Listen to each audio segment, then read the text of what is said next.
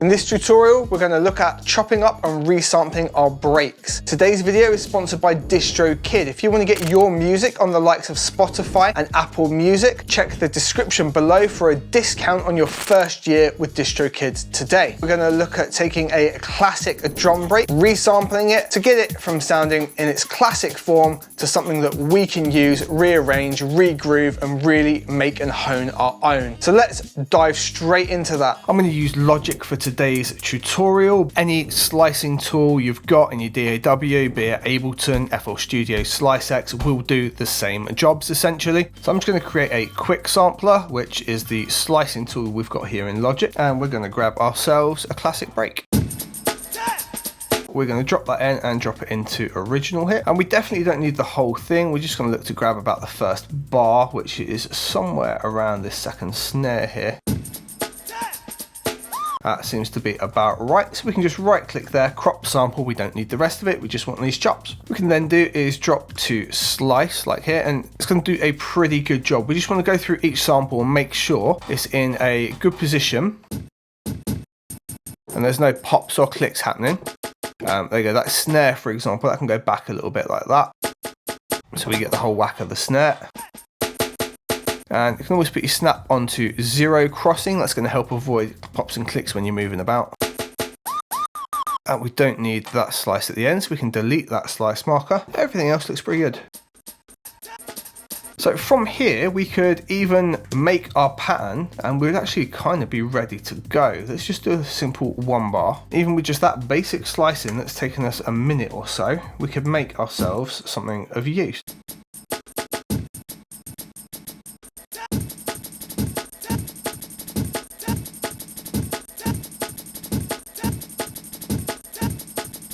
Stopping the overlap, we could pop it into mono.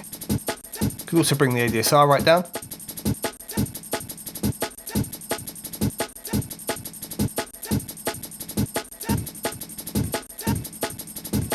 Okay, 170 might work a little bit more fun for us. Could obviously reduce massively what we have going on in between each hit as well.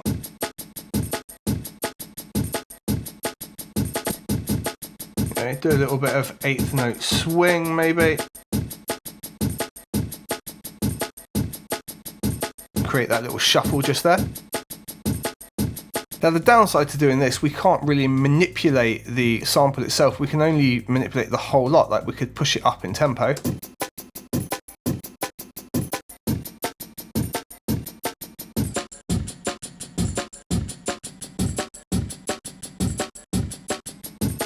And maybe that would work for what we want to do.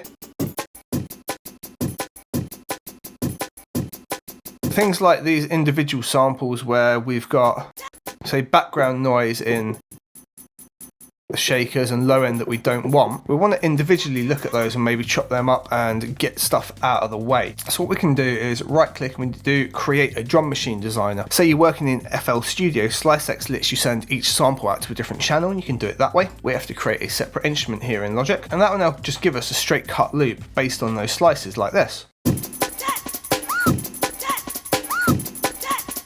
Damn, isn't that good? Now, it's not perfectly in time, but again, we can use that little trick that we just did. We need to change our notes from 8th to 16th. We can just snap that right on beat.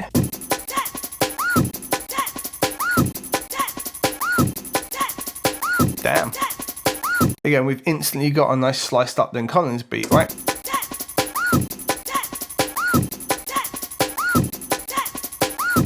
Yeah, let's get rid of that woo at the end and have double snare.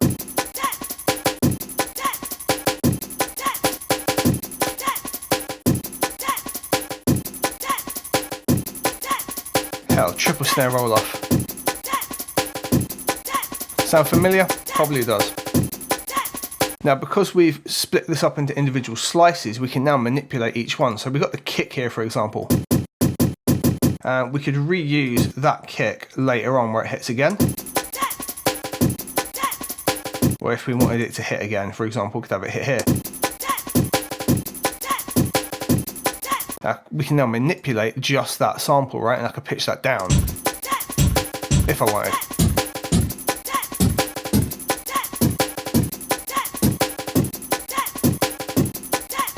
I can also filter it individually, so it's just got this low end in.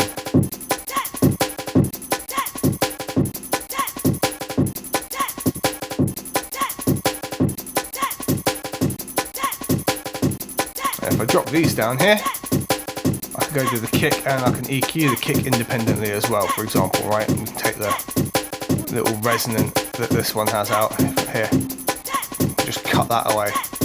Sounds nice just straight off the bat.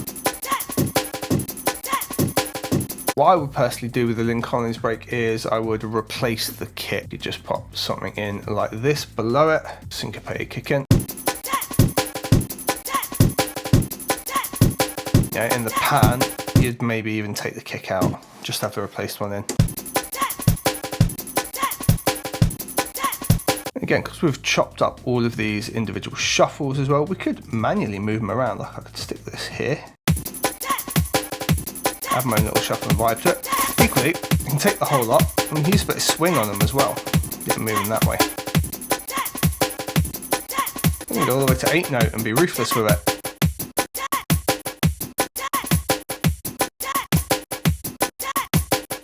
One other thing, because we've split them all out into individual parts, we can do things like take the snare, for example, and we can reuse that snare here and here. Again, because we've done those individually.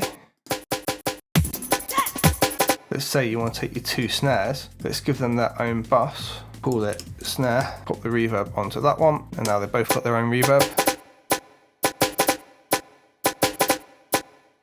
But equally, maybe they've got their own EQ. They've got their own little lift around here.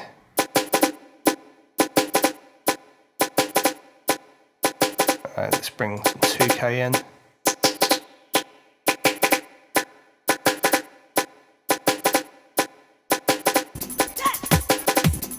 Completely separate to the rest of the track, right, and the rest of the mix. You could do the same thing for all your percussion and make sure you roll out all of the low end in between really, really easy. So call it perk.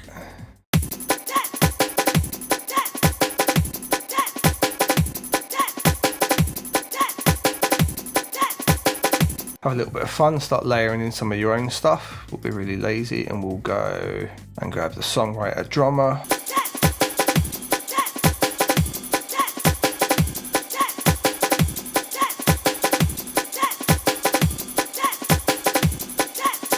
If you'd like to learn more about the really common break patterns used in drum and bass, I suggest watching this video next, where I break down some of the really easy patterns to work with and how they give different feels. And you can use those tools in your productions to add extra pace and feel without upping the tempo, and how to sort of shuffle the top end and give different feels in that. A really useful video for you. So I look forward to seeing you in that one next.